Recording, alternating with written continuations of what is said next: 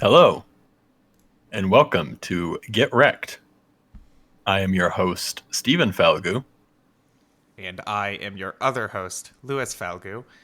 Welcome to Get Recc'd, our podcast where Stephen and I, two siblings, recommend some piece of media to each other, be it music, a video game, a movie, Hello, or in this case, and even welcome a to Get board game. Recc'd. Why is it playing audio? Okay. And anyway, and then the next time we get together, we discuss those recommendations. So hello, Stephen. They just heard your voice echo twice. Apologies to everybody for that, but how are you doing on this fine Thursday evening?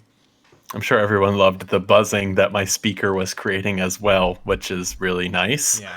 Uh, Good intro so but far. but that's what I wanted to bring up, Louis. That was actually not a speaker. That was my clone. During the quarantine, I've gone ahead and as a precautionary measure, I've created a clone of myself. So just in case anything happens, my second Stephen, as he's currently known, can actually take over. Wow. So that was actually the artificial intelligence that I'm implanting into second Stephen, learning the lines of our opening and reciting them. And unfortunately, everyone had to hear it. So I'm sorry. You know, the problem with that is that now, going forward, because I would never tell anyone, whether it was your clone, it was your AI, artificial intelligence clone, or you. I would never tell anyone. So going forward, people are going to be speculating now. You know, is this the real Steven? Is this the clone? And the funny thing is that they'll never know. So, But that's the kind of fun aspect that we want to introduce into the podcast. You know, we want everyone coming into every episode with a little bit of like, what if? And that'll really ignite the wiki boards. You're going to actually go back and find, who knows if this was even the first episode where we introduced the clone. It could even be in past episodes. Now you have to go back, and we've peppered in little clues. So good luck. this could be the clone, and the other Steven could have been the one calling out in the distance. You don't know. That's the fun part. This couldn't even be a podcast, maybe. Who knows what this is? In an alternate universe, This could be our AI just creating the podcast for us. you know, one of these days there will be AI created podcasts. So Yeah, I know. Robots taking all of our jobs. What can you say? yeah, such as our Get Recc'd jobs, which pay a lot. You would not believe. Yeah, we cannot stress that enough. A lot of that's just from the sponsorships that we tell you aren't sponsorships. But don't tell anyone I said that. Anyway. Yeah, the reverse psychology there is great because we say a sponsor and we get money for it, and then we say, but we're not sponsored by them, so no one understands. No one even suspects that it's truly a sponsorship the whole time. Wow. Riveting.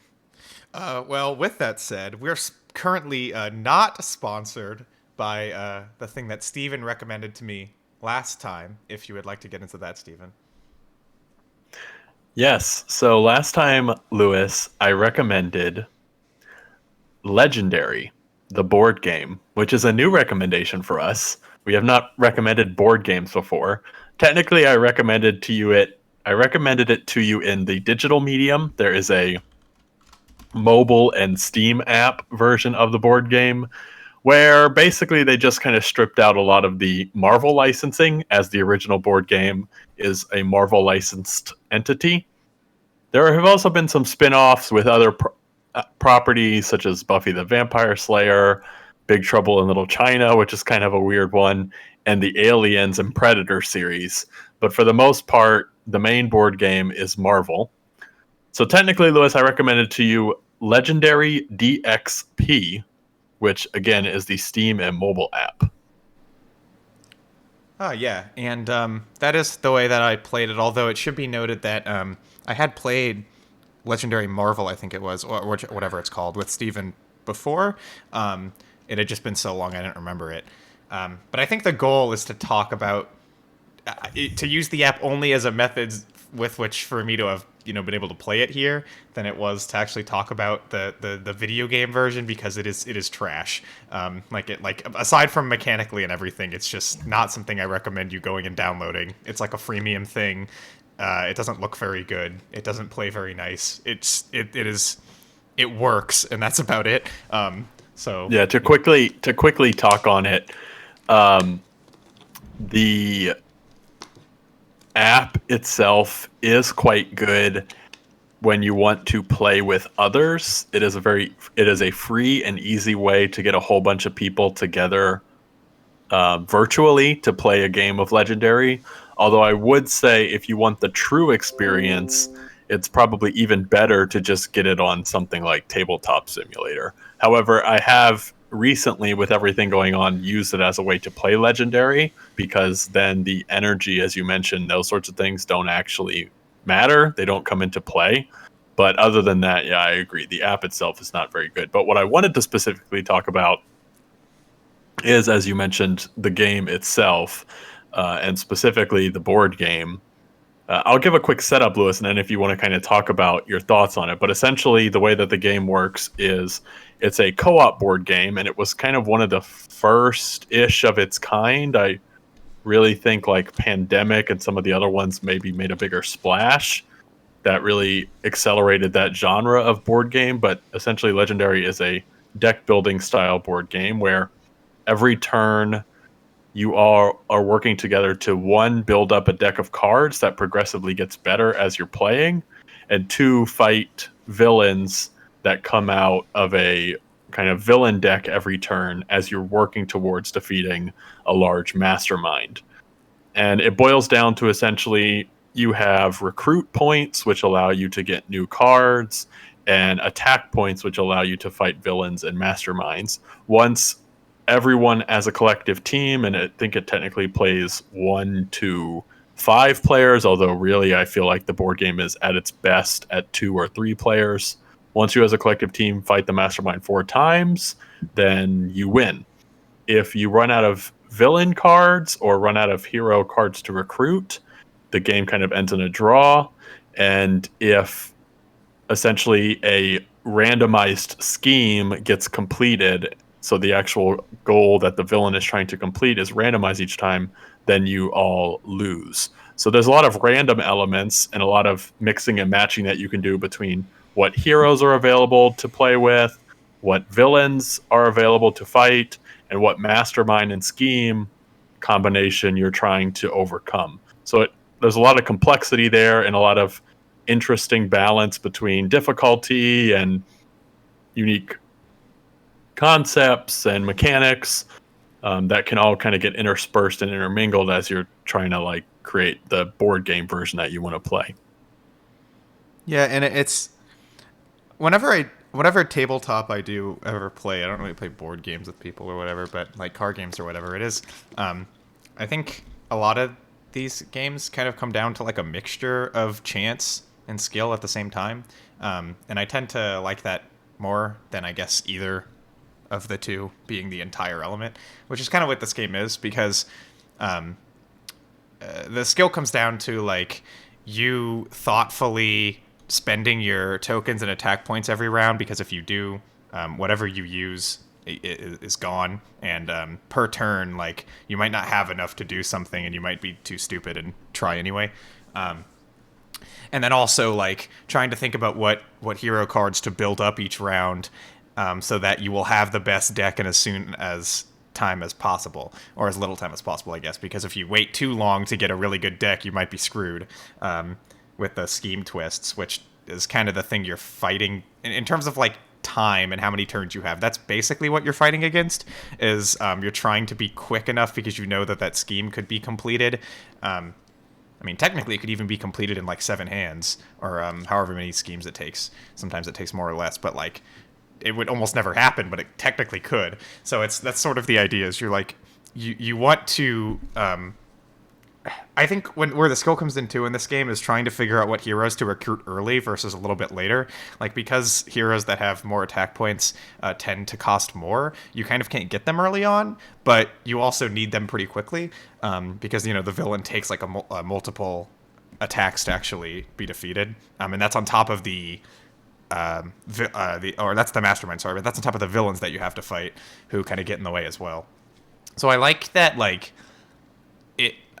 it comes down to a mixture of like you have to. There is some chance definitely in terms of like where the scheme twists are in the villain's deck and things like that you really can't know.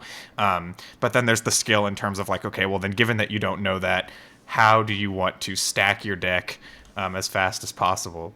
And really the whole idea of like using each turn to stack a later deck is pretty fun. Like, that might not make sense if you haven't played it, but because when you buy a hero, it just goes into the deck later, and it might come out in a hand later, but you don't really know when. The goal is just like, okay, well, if I get as many good heroes as possible, then there's a much better chance that I'll get a really good hand later that I can win with. And it's also like, I don't know if this is just the way the app is set up, because the app is actually like hard as fuck. Like, I have lost way more than I have won on that, and that could just be because I suck. But it seems like scheme twists and stuff happen pretty fast in that, and getting good hero cards in that is tricky.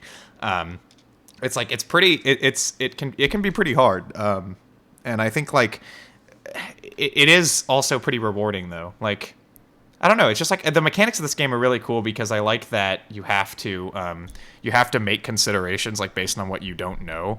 But then there's also a lot of options to take as to like what villains to fight, because they give you certain things upon defeating them, and so you can be strategic about that too. It's just there's so much to think about, like every hand in this game. I think that's what makes it really like interesting to play. Yeah, and I have played a lot of this game. I mean, it is probably up there for a game that I've played the most, because one, I would say, and this is one of the problems that I have with the physical version of the board game, but the setup of this game takes forever, and the teardown of this game takes forever. And that is one thing where the digital version is very nice, because you don't have to think about that stuff. And because of that, typically when I play this game or take this game out to the table, I'm playing it not just one time, but potentially 2 or 3 times, just to kind of make that feel worth it. The one thing I'll mention that the physical board game has as an advantage, and I think as a disadvantage, is that there are an insane amount of expansions to this thing now. I think it came out in like 2012 or 2013, and there have been at least 1 or 2 expansions for it every year, if not more, honestly. Some of them are big box expansions, which I think they've technically done away with, that would introduce like hundreds of cards, and then some of them are kind of smaller box expansions that would introduce maybe 25 to 50 cards. And each of those expansions, one not only included more schemes and villains and heroes, and they were usually all thematic. So for instance, one of the big box expansions is World War Hulk, and it's all about that storyline. And there are a lot of really cool keywords that they introduce, which essentially are different rules that cards have, because a lot of this game boils down to, Lewis, as you mentioned, kind of the synergy of your deck. Like, as you're picking new heroes, you want to make sure that you're creating combos within your deck that are powerful. And that is where I feel like there is also a detriment to the amount of expansions that this game has. There is a ton of bloat now in the physical version of this game, and even getting into the digital version of this game, with all of the rules you have to remember because of all the keywords, with just the insane amount of content, to where it has gotten to a point now where I feel like I have so much legendary that it would be impossible in my lifetime to play all of it. And not just every combination, just all of it, period, just to try all of it. So that is one issue that I don't think they can really solve that necessarily at this point. It's just kind of like they've expanded, and with that expansion always comes power creep too, which I think has gotten kind of like, if you take just the base set of legendary, which is really where the app is kind of sitting at, and compare it to some of the later expansions, a lot of those later expansion cards are just innately better than the cards in the base box. Not only from a power standpoint, but also once they started introducing expansions, they started introducing unique cards with each different card type. So in the base game, all of the Hulk art on the cards looks exactly the same. In the expansions, each of the Hulk cards has different art. So it's gotten to a point now where it's like, I don't even know if you can really play the base game anymore, because you would just be at such a loss, especially if you're trying to fight one of the later masterminds or the harder schemes. But with that, they have had the opportunity to actually introduce a lot of really cool mechanics. Like, for instance, Lewis, you mentioned every turn when you recruit, that's something that will happen later, because basically when you recruit a new card, you put it in your discard, and not until you have to shuffle your discard deck to make a new deck of cards will you actually see that, get that benefit. But in some of the later expansions, there are heroes that when you recruit them, you have the option to put them directly on top of your deck. So you'll immediately get to use that new card that you just got. And there are a lot of really cool synergies like that. I mentioned the World War Hulk big box expansion. One thing that introduced, which is really cool, is the idea of a transforming card. So after a certain criteria gets met, the card flips over on the opposite side and it has like a stronger version. So for instance, one of the heroes is Bruce Banner, and after you meet a certain set of conditions, Bruce Banner flips over and now he's the Hulk for the rest of the game. And it's like even better. But there are also masterminds that can do the same thing. So you could be fighting MODOK, who on one side requires fight to fight him just like traditional. But then once a set of conditions gets met, he flips over and now you can only fight him with stars. And there's a lot of really cool things like that. And they continue to add new ways to look at the game, even though this core set of mechanics has been around since now 8 years. They're still finding ways to kind of expand that very minimalist mechanic set.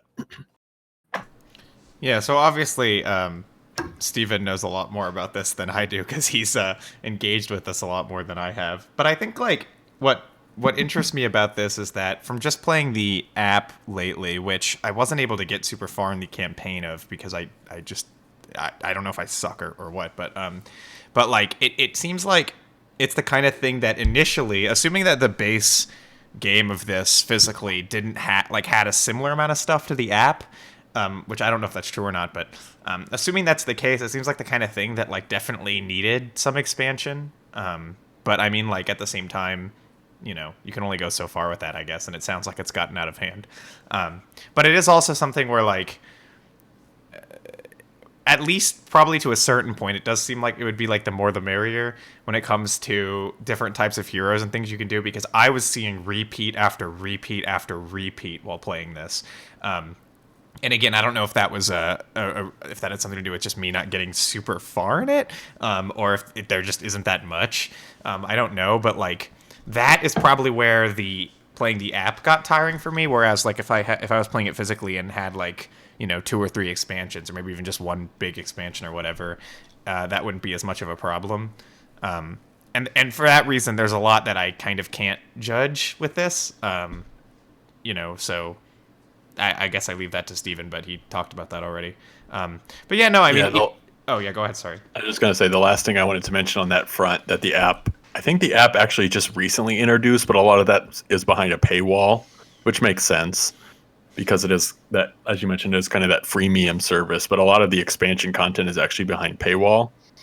One of the things that they introduced not only new heroes and new villains, they've also actually mixed up a lot of the pre-existing standard cards as well.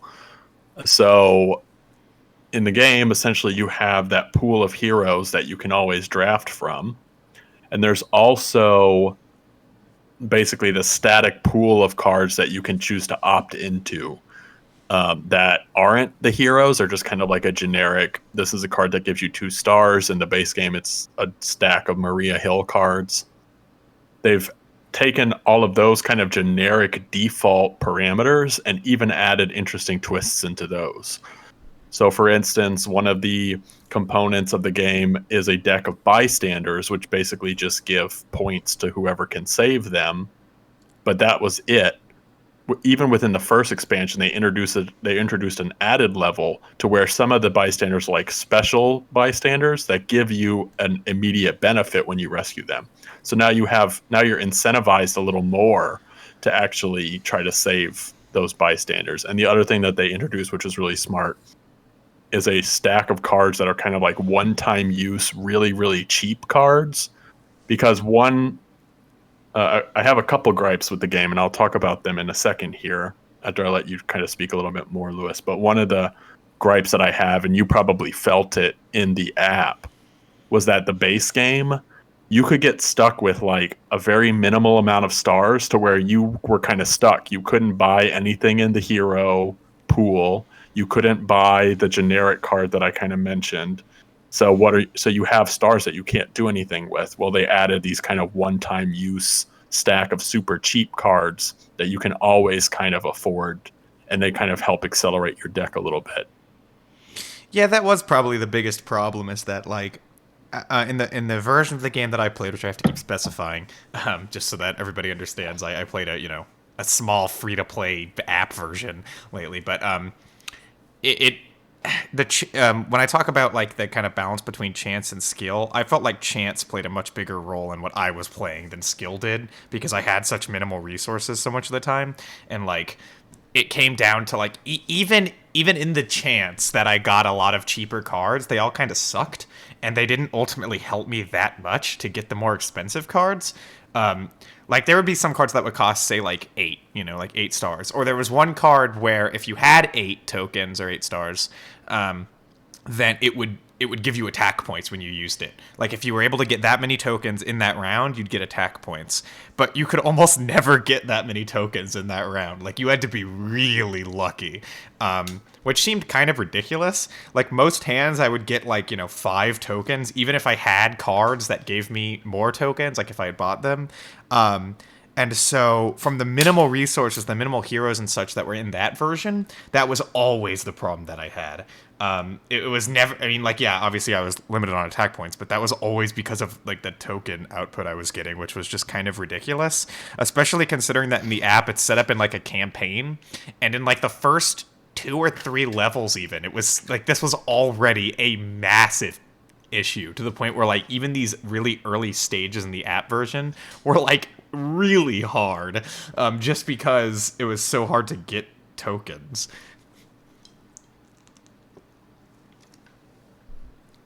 So, Lewis, with that, I don't know, do you have, I guess you have kind of a different perspective on it, because obviously you haven't played the board game version as much as I have, but just with the general mechanics, do you have any, like, you mentioned kind of the token element, but do you have any other gripes with the systems or anything that you noticed? Not necessarily. I guess it's just like scheme twists tended to be a little absurd. Like I understand the point that like you're trying to, a lot of it is you're trying to fight time, and you're trying to fight the random chance of getting 7 or 8 scheme twists to end the game, or whatever. But at least in the app, the abilities that the scheme twists gave the mastermind were especially ridiculous. Again, just because of the token output thing, because it was like already hard enough to get enough attack points to fight them once. In the beginning of the game and even later on in the game, in one game, and like when you add the scheme twists on top of it, that tended to make either things more powerful, or it would tend to get rid of certain stuff in your deck, or whatever else it would do. It just got really insane. It kind of got to the point where if you were on like the 7th, like, okay, in the first stage of the app, there were like 8 schemes. If it got to 8, then you lost. If you were on like the 7th scheme, you were generally just screwed. Like by that point, everything was stacked against you, and it was just like, oh well, I'm just gonna lose. And then you just basically waited it out until the 8th one showed up. And so maybe that seemed kind of excessive, but again, I think that's still more of a problem with the token output I was getting than it has anything to do with the idea of scheme twists at all, because I guess the point is that they assume, well, once you're on like your 6th or 7th scheme, you probably have a much better hand, but you can't really have a much better hand if you're not getting anything.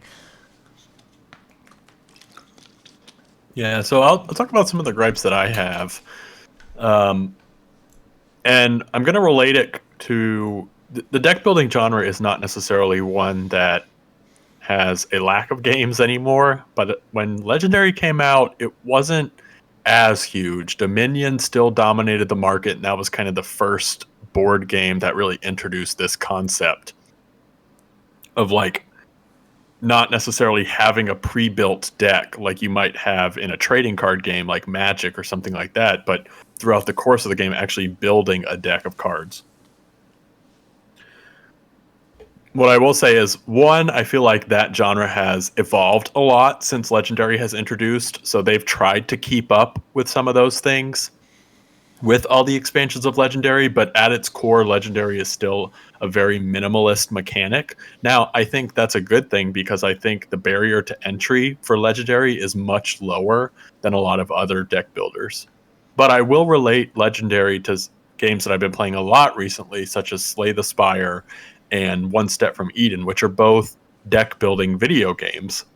One thing that I think is a problem with Legendary is that the pool that you have to choose from when you're building your deck can feel incredibly static, especially because of a problem that you just mentioned, Lewis, which is that sometimes you can get yourself trapped into this spot where you don't have enough recruit points to generate the recruit needed to be able to get cards that are available to you. And in that case, the cards that are available to you aren't moving. They're not shifting at all. One way that happens is basically if a villain escapes, then you have to get rid of a card from the HQ and cycle it with a new one. But that's a bad thing. You don't necessarily want that to happen because an escape can be a detriment to you and could actually accelerate your losing condition. The other way would be to just buy a whole bunch of junky cards and fill up your deck with cards that don't complement your combo or your synergy. And now you kind of have a bad deck because you're trying to dig to the cards that you need. I've been playing a lot of, as I mentioned, Slay the Spire and One Step from Eden, and where those games do a really good job is basically every time you have the option to add something to a deck, one, that option is completely randomized. So the cards that are in front of you are always changing. And two, you always have the option to skip and keep moving on. With Legendary, you have no way to clear the board that you have available to you. You could get into a situation, and this has happened to me a lot of times, where literally the first hand of cards that you have to choose from are all the super hype, like 6 cost, 8 cost, 7 cost cards, and you're just stuck. Like there's nothing you can do. And that can be a problem. The other thing I'll mention, and I mentioned this before, is kind of the bloat. There is just so much in Legendary now that pretty much anytime we bring it to the table, I have to bring out like 4 different rule books to remember all the keywords. And the power creep, as I mentioned, there is a lot of instances where you have to have a very specific set of characters to choose from to be able to fight a mastermind, because some of the harder masterminds are absolutely insane. And you have to be very strategic about which cards you bring to the table. Whereas the app, specifically, it randomizes the heroes that you have to choose from. I still play like that sometimes, but when we're fighting the really, really hard stuff, you can't randomize, which is kind of how the game was built. So that feels a little bad. The last thing I'll mention, and this is something that I've just been using most recently, is, Lewis, you mentioned that you can sometimes get into a situation where, because the random draw of the deck, you can just get hit with scheme twists super early on and just feel like you're out of luck. Now, some of this, not all of the schemes are like on a timer like that, which are, again, the schemes are kind of your losing condition. But a lot of them are, and if you get unlucky, you could just lose without even really being able to do anything, and that feels very bad. So something I've actually taken from Pandemic, which is another co-op game, is I now kind of stack the deck. Essentially, to deal out the deck in the physical game, I'll put a scheme twist into separate piles, shuffle all of those piles individually, and stack them on top of each other. So the chance that you get a scheme twist, like a whole bunch of scheme twists in a row, is much lower. You're more likely to get scheme twists evenly spread throughout that villain deck, which helps a lot. And I've even started to do that with the hero deck too. So that way you don't just have like a board of all of the same card and you can't do anything. That way you at least have kind of a mix of all of the different types of cards, which I found helps a lot. Yeah, well, I mean, if I think with that, I'm ready to wrap it up if you are. Yeah. Yeah, okay. So for me to like score this, or even like give a firm recommendation one way or the other on this, is difficult because, again, just of the nature of how I was able to play it, and also given the difference between the way Steven and I know the game, right now, it makes it kind of hard. But so I don't think I'll do that. I mean, recommending it, sure, yeah. I mean, I think I remember playing the board game with Steven and or board game mixed card game, I guess. I don't know what you would call it, the tabletop version, and it was a ton of fun. I remember it being a lot of fun. So I'll say I recommend it, sure, yeah. If you're into tabletop or even not, because I'm not necessarily. It was fun, but God, like in terms of scoring it, I'm not going to do that. I'll just say that like. I think the baseline mechanics here are mostly really good. I think the balance between chance and skill is a little too lopsided in favor of chance if you just play it the way that it's meant to be played or like play it on the app. And it can be a little stupid because you have a lot of games where you're just kind of screwed, and that's not totally fun. But still, I think mechanically it's pretty solid. I just wish there was a little bit more that you could do to stop certain chance events from like screwing your game, and it kind of seems like you can't. So that's what I'll pretty much leave it at. Yeah. Although I have my gripes with this game, I have played it a ridiculous amount. It is absolutely hands down one of my favorite tabletop games and possibly one of my favorite just games, period. Recommending it, I think, is kind of hard, though, because, as I mentioned, there is so much content. First of all, I would say if you're going to get into Legendary, I don't think the base game is enough anymore. My recommendation would be you get the base game and you get either the Dark City big box expansion or maybe like the Civil War big box expansion. Having both of those, I think, allows you to have a lot of options for difficulty. It introduces a lot of the cool additional mechanics and allows you to kind of play around with some of those keywords and other items. Or alternatively, if you're looking to get into it on digital, I would say, although I did recommend Lewis the free version, there is a mod for Tabletop Simulator that is a very good version to start with, although Tabletop Simulator can be sort of clunky at times. And that has literally everything, all content, even content that I don't own, because it's hard to keep up, honestly, with all of the Legendary content. With all that being said, I mean, I think I would, as I mentioned, I do have some gripes with this game, so I'd probably give it a 9 and not necessarily a 10. I do think that there are a lot of things that the game has working against it, but for the most part, every time I bring it out to the table, it is a ton of fun, and it really is a different experience each time, which I think makes it even better and even more replayable. Okay, great. So with that, do we move on to what I recommended to you, Steve? Yes. Okay, so last episode, I recommended to Steven the game Bloons TD6. This is the 6th in the Bloons Tower Defense franchise, which started off as like Flash games, like back from like I don't know what year. I want to say 2007 or something was when the first one came out, but I don't really know. It could be even before that. I'm not sure. This is the 6th installment. It is on Steam. It's like a really, really fully fledged game, probably more so than any of the last ones have been, save for maybe like 5, which was pretty rich with content and stuff. And this is essentially that, but like more graphically appealing, and it looks more like a full-on game that would have been developed by like an actual full studio and everything. I guess I'll just let you start. Yeah, so I played so much Bloons and Bloons Tower Defense in my lifetime, and even all the way back to the Flash versions, especially Bloons.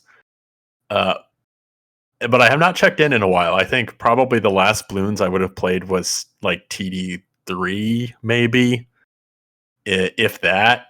That was all the rage. You probably did, yes. Yeah, it was probably TD3 would have been the last one I played. So coming into this, it was like right off the bat, the production quality is like astronomically off the charts comparatively. One thing I will say is it definitely feels like a mobile game for sure.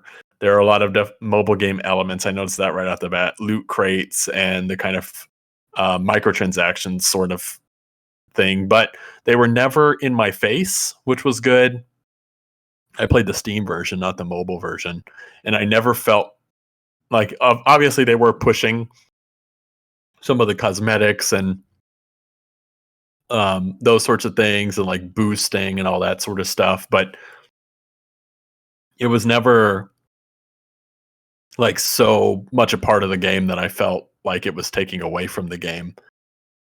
The game itself is still to this day just incredible. Like, I mean, it is a pure tower defense and boiled down to such a simple degree, but that's not a bad thing. I know that there are a lot of tower defenses out there, and I feel like some of them get so bogged down in additional mechanics that it's not even necessarily fun. And the other thing I would mention is I feel like Bloons TD has always done a really great job at ramping.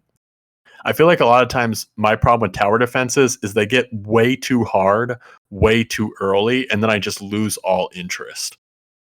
Bloons TD, what's always been so great about it is they introduce new mechanics on the player side and on the enemy side in a very gradual pace to where you always feel like it's just a tiny bit harder than what your own skill set is, but not so hard that it feels impossible to beat or that you're going to have to like grind to really understand what's going on. I will say that playing Bloons Tower Defense now, today, is interesting because I'm basically coming off of Kingdom Rush Frontiers, and that whole series, which is another absolutely phenomenal series of tower defense games.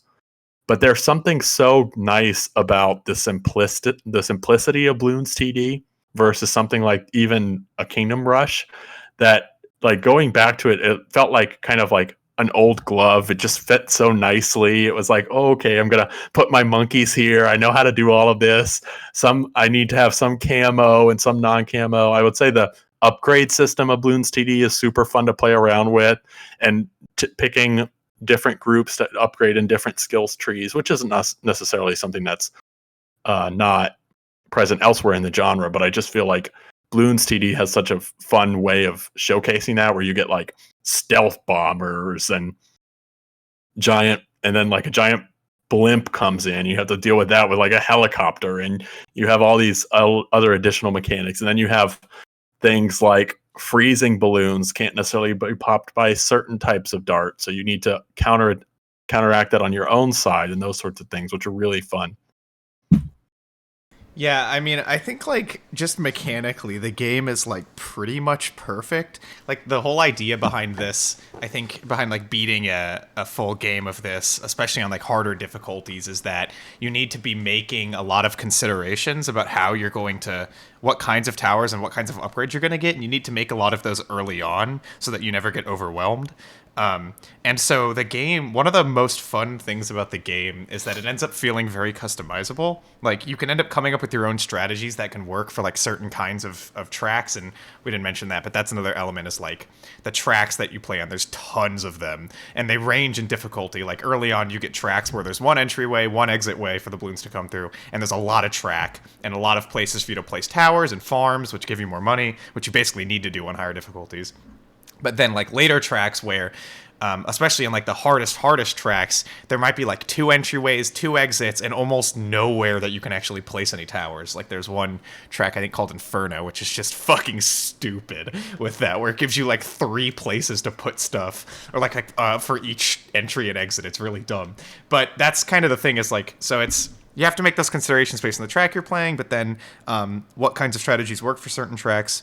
And a lot of what it comes down to is just figuring out what kinds of upgrades work best together, like what tiers of upgraded towers work best with tiers of other upgraded towers. And that's why I say it becomes super customizable. And that's also what ends up making the game really satisfying, especially going into later game. Like if you play like free play mode, for example, and you get past like round 100 and you just keep going, by that point you're going to be making a lot of money probably because you've probably been farming a ton. And now is where the game gets really fun for a short period of time anyway in free play, because now you can start getting like your tier 5 towers and stuff, which are the biggest upgrades you can get for any tower path. And these are just so much fun to mess with because they tend to like just ravish the balloons in like really fun and satisfying ways.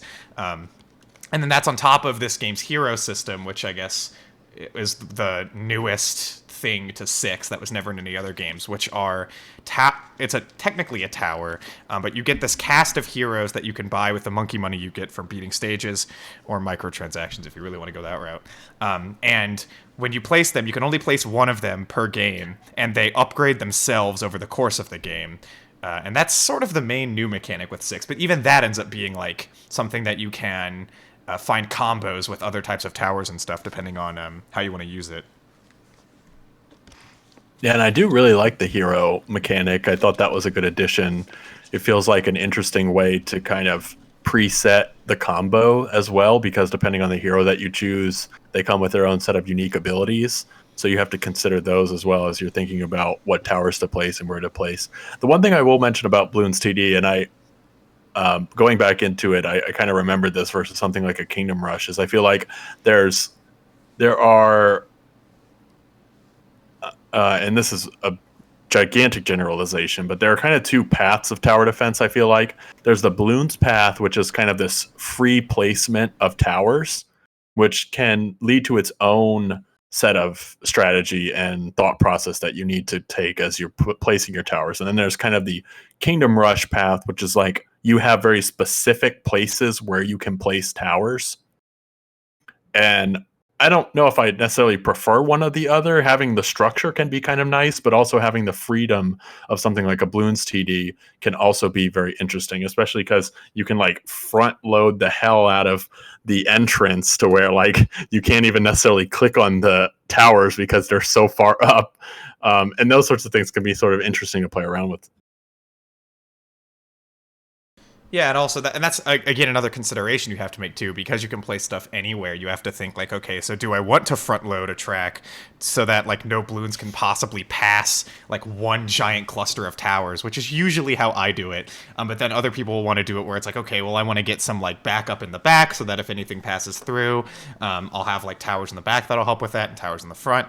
And also, you can tell that the creators knew that that was a consideration you have to make, because certain kinds of towers are much more obviously suited towards certain things. Like, for example, there's the Spike Factory, which is pretty much designed as an exit path tower, where you can put it down at the end and it'll build up a row of spikes over the course of a round, which means that if the balloons get over there, they'll get popped, any ones that end up leaking through. Which means, like, you know, but even then, you can place that in the front if you really want to. It's just probably not a good idea. But yeah, I think that is like really cool, because it's one of the reasons why I do like this game a lot is that I haven't played a lot of tower defenses. The only other tower defenses I've ever like touched are like bad Flash games, and those all pretty much suck, which is kind of amazing. This came from that exact same category of games and was pretty much good from the beginning. Although if you go back and play like the first game of this now, it just doesn't hold up at all. It's just kind of interesting to see it. But like, I feel like this game is incredibly fair, and it can also be super hard. I've developed strategies and learned about strategies and figured stuff out to where generally this game, especially like the easier maps, is a breeze for me. Like, it's just no trouble because I have strategies that work. I have a hero who I stick with who's really good.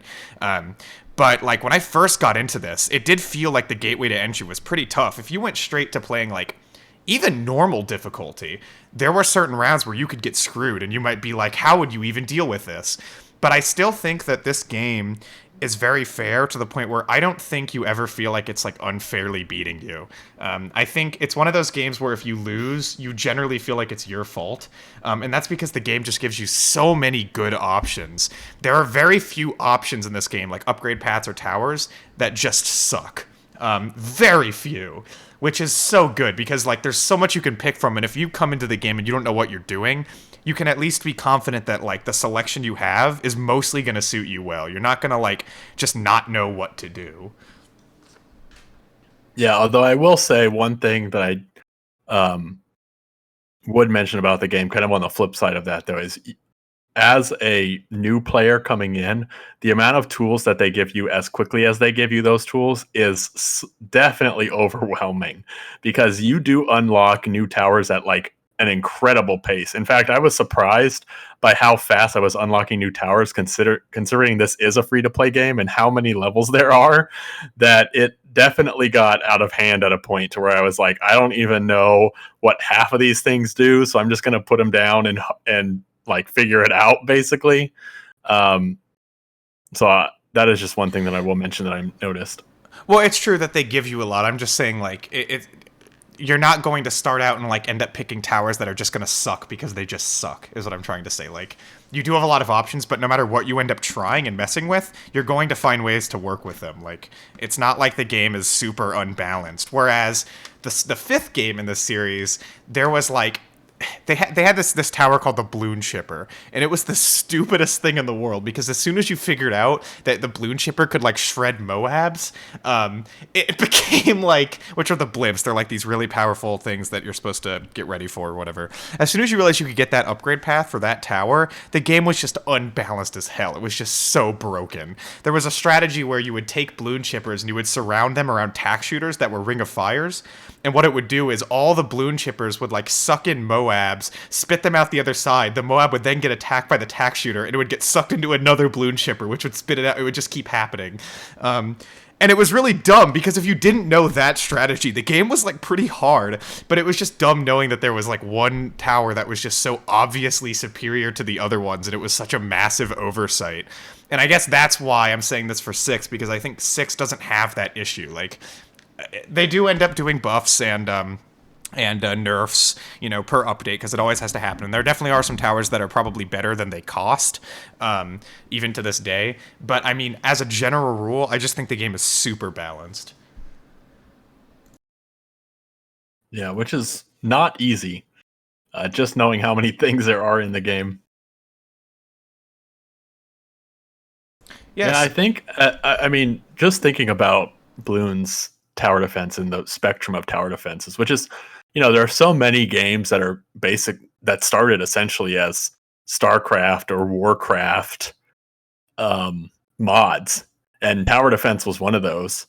And to see how that genre has progressed has just been interesting. And then Bloons TD, I feel like, has been there basically the entire way. There were tower defenses that came before it that were not just pure mods, that were actually their own entity. But Bloons TD, and all the way out as we talk about Bloons TD6, has absolutely stood the test of time. It is really the tower defense genre boiled down to such a precise and meticulous degree that it's hard to even think about how many tower defenses that I feel like can compete. And I'll specifically say in the 2D space. Some of the ones that come to mind are like Plants vs. Zombies is like an even more simplistic version, I feel like, of a tower defense, and does an absolutely phenomenal job. And things like Kingdom Rush as well. But generally, this is kind of the top brass when it comes to tower defenses. And it's kind of crazy to say, because as I mentioned, like, the mechanics of Bloons TD they are incredibly simple. Now, there are some things that you have to balance, and obviously, as I mentioned, there are a lot of tools in your toolbox. But as far as like what you have to do, it's just like you have to put down your towers, and you're trying to stop the balloons, and you can upgrade your towers, and like that's the whole game. Yeah, and that's kind of what makes this impressive the more I think about this, because I've been playing this game a shit ton lately. I think I already have like well over 100 hours on Steam, and I didn't even get it that long ago.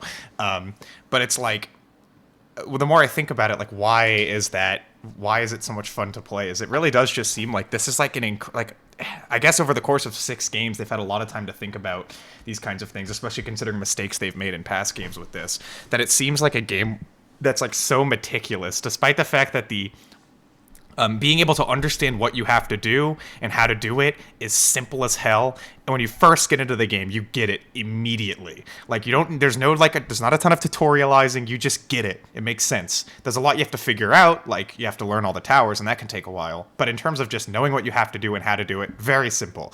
And yet, it feels like it's such a richly complex experience. Like, once you get past that, like, there's so much you can mess around with, and so many different ways to win or lose, where it's like, despite being really simple on the surface, it's kind of like an iceberg of a thing, you know, like very simple on the surface, but like beneath that, there's like so much depth that you can mess around with in this game that like it's fostered even like a community that's constantly trying new things and making like challenges with this game's challenge editor to find like, okay, so with these limitations, like what kind of towers can do this? Like, you know, can you beat round 100 with like $10,000 or stuff like that. There's all this stuff that you can like think about and figure out how the game works. That just makes it really easy to come back to and keep playing. And that's why I think this is really special, actually. Like even compared to the earlier ones, like this one just feels really robust as a full game. And that's the last thing I was going to say. So I don't know if you want to wrap it up past that. Yeah, so I think it comes as no surprise. I definitely recommend this. One, because the asking price is incredibly low, seeing as it's a free-to-play game. And as I mentioned, the well, kind it does of more cost free... money. It does cost money. I don't know if it's like $10 on Steam and $5 on iPhone, I think. I just want to point that out so nobody gets like too excited. Oh, maybe I did pay for it. I don't remember. It was so long ago. But what I will say is, even with that being said, it would probably come as no surprise that I definitely recommend this game. Super fun, incredibly classic. It's, as Lewis mentioned, and as I kind of mentioned, it's very straightforward, but incredibly engaging. It's one of those like, you know, easy to learn, lifetime to master sort of a things, and it's incredibly replayable, easy to just pick up and play. That's why I think actually like an iPhone version of this is a perfect way to play it, because you can play a level here or there or try a new challenge. And that's really what this game, I think, is where it shines its brightest, is just kind of that pick up and play, replayable aspect. So that being said, I give this, you know, I'd probably give it a 9 as well. So this is a very high episode for me, I guess, between the two. But yeah, it really is a super fun, super engaging game. Yeah, so I would also give it a 9. The one, because I think the game is fantastic. I think it's just excellent. Like, I've been playing so much. I think it's super robust. And yeah, like you said, easy to learn, hard to master, which is always the best kind of thing for an arcade style game. Otherwise, you know, if it's so simple that it's just easy to start playing and you never feel like you're learning anything or getting better, then it's boring. You're going to toss it aside so fast. And this game's really not like that. So yeah, I think it's great. And I definitely recommend it. The one biggest flaw I can think of, aside from it having microtransactions, which is mildly annoying, but you're never going to feel like you need to buy them.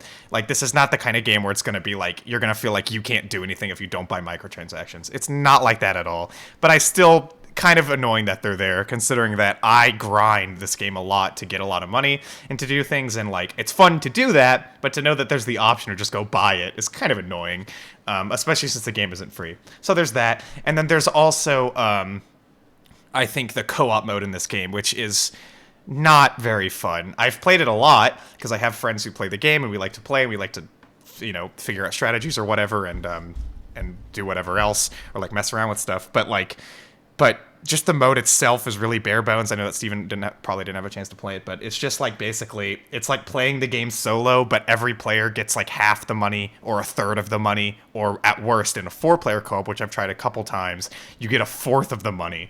And then everybody has to like work together to set up towers and stuff.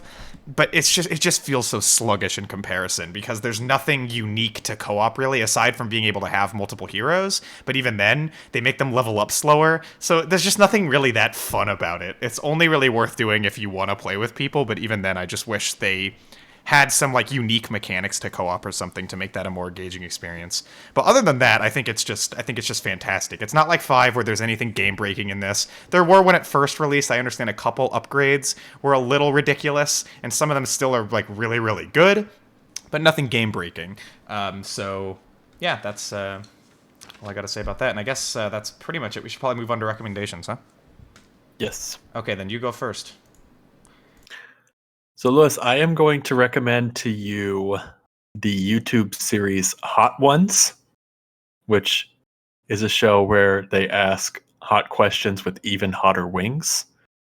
I'm going to let you go ahead and honestly just kind of pick whichever episodes you want to watch. I would recommend maybe watching some early ones and some most recent ones at least, but essentially it's an interview show. So whoever most excites you, like obviously Weird Al is one of those. So I'm sure you might want to watch that one. And he interviews a ton of people. So I'm not going to necessarily recommend you specific episodes, just some selection of episodes of your choosing, and we can kind of talk about the show. Okay, great. And Steven, I am recommending to you Halo Combat Evolved. I specifically recommend the PC version on Master Chief Collection, I guess, because that's the one you'll have access to. I don't think I need to say anything about it. This is the first Halo game. It's currently on Master Chief Collection on Steam, which is still like releasing Halo games, which is super fucking annoying because it only has Reach and CE. But whatever the case, it came out in 2001, I think, on the Xbox. You know all this. Everybody knows all this. So yeah, I would recommend you at least get a decent taste of both the campaign and the multiplayer on it. Whichever one you want to focus on is up to you, but definitely do both, because obviously both of them were equally important to that game's success, I think. And yeah, that's pretty much it. So great, we got wrecked. Isn't that amazing? I can't believe that happened for the 45th time. Wow, it's 45. Yeah, that's like, some people are like 45 years old. So I don't know if that means anything, but our podcast is finally old enough to drink. Am I right? Wow. I can't believe it. We've watched our baby grow so far.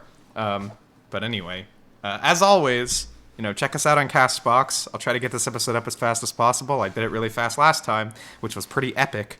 But sometimes I am a little slow to do that, so I apologize. But yeah, the link's always in the description to that.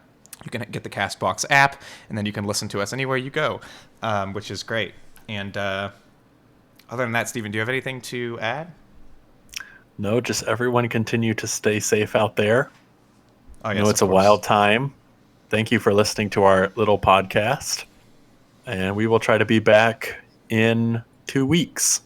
Yeah. We'll make it this time, guys. I promise. And if I'm wrong, don't tell me. Anyway, I guess that's it. So with that, those were our thoughts. Those were our recommendations. Get wrecked.